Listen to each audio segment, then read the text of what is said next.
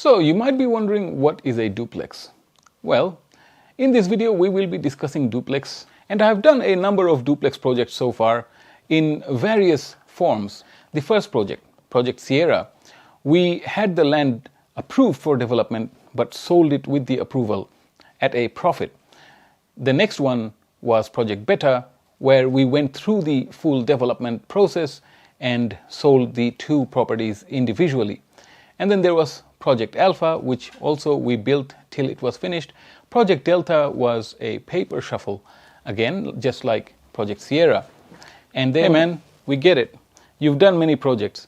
You get on with the show already? All right, let's get the show on the road.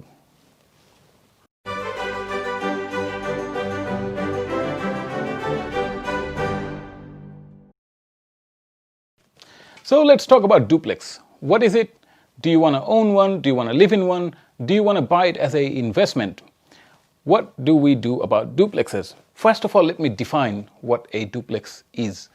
In many places, duplexes refers to an apartment kind of property where you have two floors, upstairs and downstairs, therefore duplex. And if there's 3 floors, then they call it a triplex.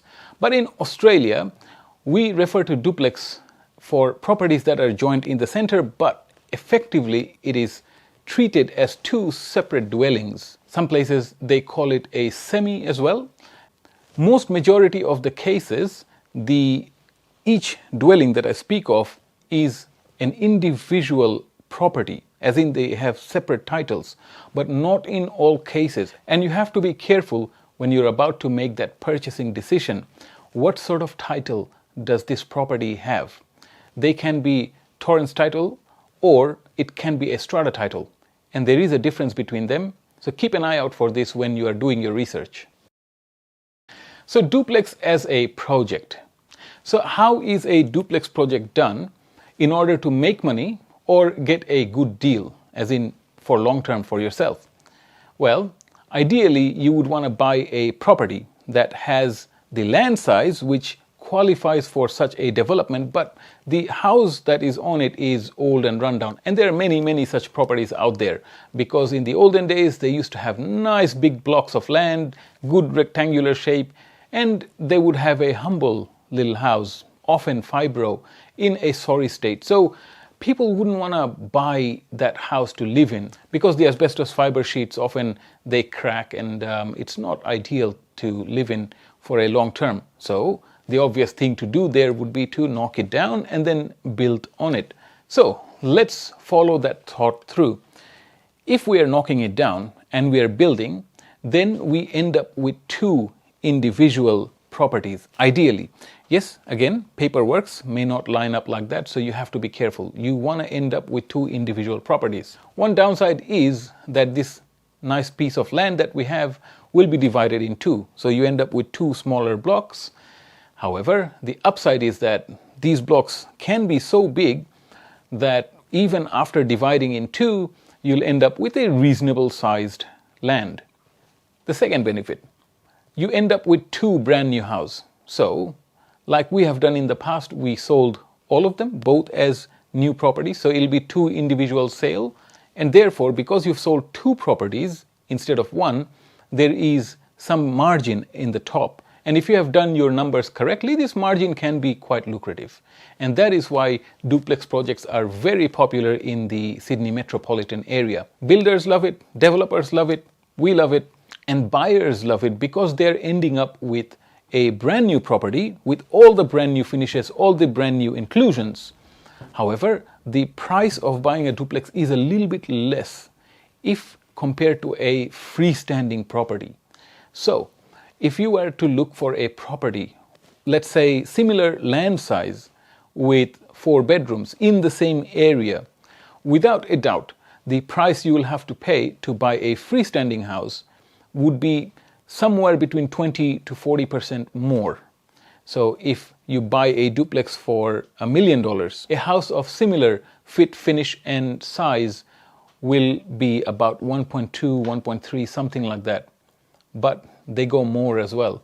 And also, why it is more popular for buyers is that newer homes are built to a higher standard. Yes, builders will try to cut corners if they're allowed to do so. To remedy that, the building codes have come a very long way.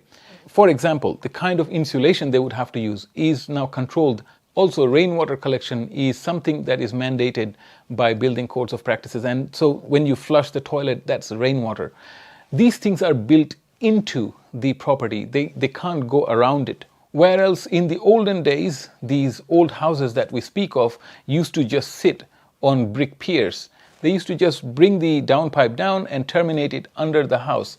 So when it rains, all the water actually goes under the house, and then over 20, 30, 40 years, the house starts to sink. So when they say they don't make it like they used to, in some cases we should say thank God, because old houses, in some cases, they could make anything and get away with it. And of course, as the house sinks a little bit, it puts pressure on the asbestos fibro sheets, and that's why they crack. And you don't want to be around a cracked asbestos sheet. So should you buy one as an investment? Well, that is really subjective, because this is where tax exemptions and deductions and things like that, they come in. So you need to talk to an accountant about the proposition of buying a brand new duplex, what sort of things you are entitled to. Therefore, the proposition would be good or bad. This is very subjective. But yes, you can consider it, but do your homework as well. Should you buy an old duplex? Well, yes, old duplexes tend to go for even lesser price, but you have to get a building and pest inspection done. If there is any major issue with the structure, walk away. There can be issues with old duplexes, just like there can be issues with old houses. You don't want to be fixing things after you have purchased. So there are many other properties out there. Find a better one. Don't engage in things like, oh, I'll try to buy one cheaper now and then I'll have it fixed and things like that. If it is cosmetic, that's one thing. It's fair enough. But if it is structural, I have yet to come across a situation where we open up the wall and we find, hey, this problem isn't as big as we thought it would be. Never. The problem's always bigger than what originally anticipated. You don't want to be fixing things. Rather, you want to be adding value. Let's say putting a new paint or putting a new kitchen in or doing up the bathroom and things like that. These expenses will actually come to your use. Or if you are fixing up beams and rafters and stuff like that, these can cost a lot, and its money went to maintenance of the house. It is not necessarily a new luxury item that you're going to use. So you might want to be wary of damages. Should you live in a duplex? Well, of course, it's a house. It's built to live in. But what the context here is, a lot of people, they buy a property to knock it down and then build duplexes. One side they live in, the other one they sell. What that does is it pays off the price of construction and then some. So the loan amount gets much lower, and overall they end up with a brand new property that is built to their taste and things like that. And the overall loan amount is smaller as well. So that is something you can consider as well. Do your sums, but that is a very good idea to consider as well. Should you rent one to live in it? Well, of course, it's a house. Just like any other property, as far as renting goes, to the renter, it's about the proposition. Do you like the area? Is the house in generally good condition? Does it tick the right boxes? Does it have the number of bedrooms you need or bathrooms? Or do you like the layout? So these are the things to consider when you are renting a duplex. But in general, renting a duplex, there's no harm in it. And if you're wondering about the party wall, duplexes by definition means there's a joint somewhere in between. Now, those of you who are considering living in a duplex and wondering if the neighbor, the part where the houses joined together, if they make noise, the noise comes across or not, well, no, not much, because the wall that exists in between the two property is what's called a party wall. And it's not just a single brick wall. Generally, it's a double brick wall with space in between. And there are newer ways of constructing party walls, which has to satisfy a intense building code, things like fire codes and noise reduction and things of that nature. So however the party wall is built, generally noise is not going to be an issue unless they're drilling the wall to hang a poster or something. Now the last question I'd like to address is, again, with relation to money. Simply, people have just come up and asked me, do you make money with building duplexes? Well, the answer is both yes and no. You can end up losing money if you don't do your sums correctly, or if the market dips. Just like any venture, there is risk in it. It's not a golden ticket. Plus, there are taxes involved. So you need to first consult an accountant, see what you are up for. Do your numbers correctly, and if done right, yes, there is a margin to be made. And on top of that, I might as well mention that it is not a miracle number. A lot of work goes into making a duplex. A lot of time is needed, a lot of energy, and a lot of knowledge as well. Knowledge can be gained by doing your research. You can watch some of my videos as well. So one thing you cannot allow yourself to do is take building advice from a real estate agent. He's always going to be positive about it. Yes, go ahead.